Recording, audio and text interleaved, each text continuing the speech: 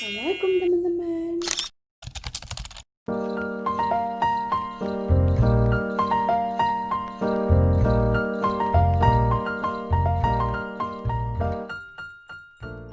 Nah, di video hari ini aku bakal ngajak kalian buat jalan-jalan ke kantornya keluargaku yang ada di Waru.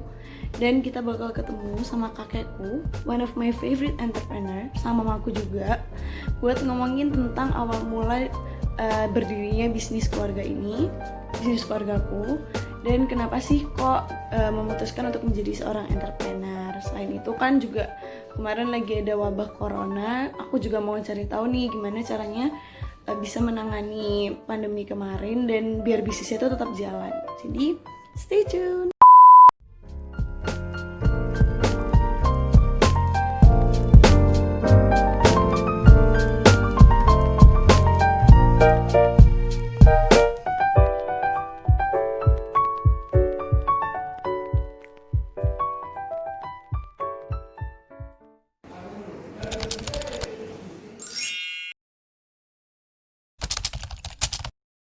Jadi awalnya PT Masrur & Son ini adalah UD Masrur & Son.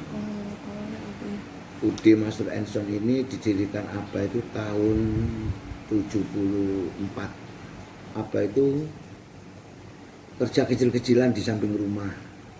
Kerja apa itu, Bu? Ya kerja membuat besi-besian kayak gitu, membuat baut, yang membuat angkur, yang membuat yang jelas dari pelat-pelat itu. 77 sih, tahun 77 ya. Mulai saat itulah masih belum PT, masih CV sudah. Sudah CV Masrur & Son. Apa datang ke Kalimantan sambil ngurusin pekerjaan yang tadi itu, terus apa mengenal dengan seorang pengusaha urusannya dengan PLN. Apa ditawarin membuat bekel-bekel untuk PLN, jadi untuk ditempelkan di tiang, nanti terus dikasihin isolator untuk buat narik kabel itu ke rumah-rumah, antar tiang kayak begitu. Nah, setelah itu sudah bisa dibikin oleh Abah, mulailah Abah membuat satu PT Masrur & Son. Awalnya dari situ. Terus kita membuat oleh PLN ditawarin, bisa nggak kamu membuat tiang? Oh iya. Akhirnya kita membuat tiang lah di tahun sekitar 78 itu, 77-78 itu sudah kita membuat tiang. Tahun 90 jadilah PT Masrur & Son. Oh, makanya langsung jadi ini Ya. yang sekarang geraknya di tiang listrik itu. Ya, dari situ sejarahnya. Dan akhirnya merambah tidak aja Kalimantan saja, merambahlah ke Makassar, ke Sulawesi, sampai di Manado. Dari Bali sampai ke NTT, bahkan sampai ke Sumatera, dulu pernah sampai di Aceh. Kita supply. Wah, Ya. cepet ya Pak ya Iya. penambahnya. Ya, terus sampailah ke Papua. Abah itu mempunyai jiwa petualangnya. Oke. Abah itu kepingin punya ide, saya bukan ingin ikut orang, saya mendirikan usaha untuk bisa menampung orang-orang seputaran yang banyak pengangguran pada saat itu. Oke. Jadi Abah itu kenapa harus memilih jadi entrepreneur?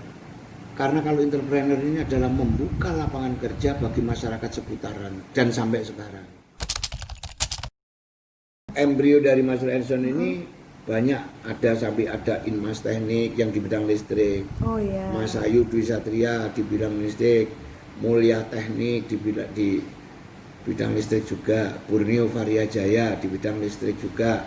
Ada lagi SPBU-nya, ada lagi bis pariwisatanya, ada lagi kos-kosan, ada lagi toko teknik. Jadi selama pandemi ini penjualannya sih nggak menurun ya, tapi pembayarannya dari klien itu yang menurun, hampir tidak ada. Apalagi karena kliennya Masrur ini adalah BUMN, ya kita nggak bisa sebut merek ya kan, dari pemerintah, badan-badan usaha pemerintah, itu adalah klien dari Masrur Insan. Artinya pembayaran kita bergantung pada pemerintah. Gimana cara kita untuk bertahan? Sulit, berat, dan memang mau tidak mau tetap harus bertahan. Seperti apa? Kita memotong semua biaya-biaya,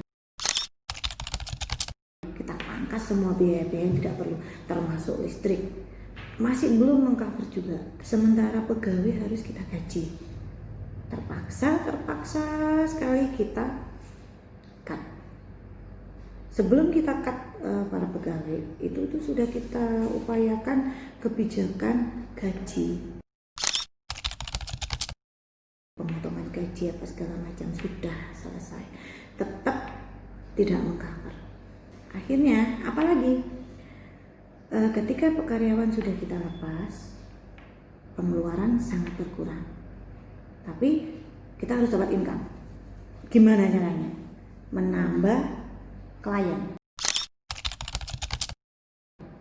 Ya, ketika kemarin-kemarin kita jenis kliennya cuma satu, BUMN. Kali ini BUMN tapi tidak satu BUMN, tapi ada beberapa BUMN. Plus klien-klien yang lain. Intinya kalau orang Jawa bilang nggak pilih-pilih kerjaan. Nah, semua kita ambil. Dari mulai tiang yang biasa kita bikin sampai akhirnya kita bermanuver atau berinovasi menerima kerjaan yang memang sebenarnya kalau boleh memilih kita tidak akan memilih itu. Akhirnya kita ngambil kerjaan tiang besi dengan ukiran. Ukirannya seperti apa? Ukirannya memang kita cetak. Nah, kita bekerja sama dengan orang lain. Artinya kita membuka peluang usaha buat orang lain juga. Akhirnya mulai bergerak pelan-pelan. Seperti itu. Nah, berdasarkan wawancara singkat tadi, menurutku mereka berdua sama-sama punya personality traits yang sama, yaitu openness to experience. Karena mereka selalu terbuka dengan pengalaman mereka dan hal-hal baru. Selain itu, mereka juga conscientiousness karena selalu bekerja keras dan berpacu pada hasil yang maksimal. Menurutku, mereka berdua ini tergolong dalam jenis portfolio entrepreneur karena bisnis yang ditekuni gak cuma satu tapi ada beberapa, mulai dari besi-besian, tiang, mulai part-partnya, sampai ada bisnis kos-kosan dan franchise juga, sampai travel. Jadi menurutku mereka tergolong dalam jenis entrepreneur yang portfolio entrepreneur. Karena kemarin lupa gak bikin penutup, makasih ya teman-teman buat yang udah nonton, semoga bermanfaat.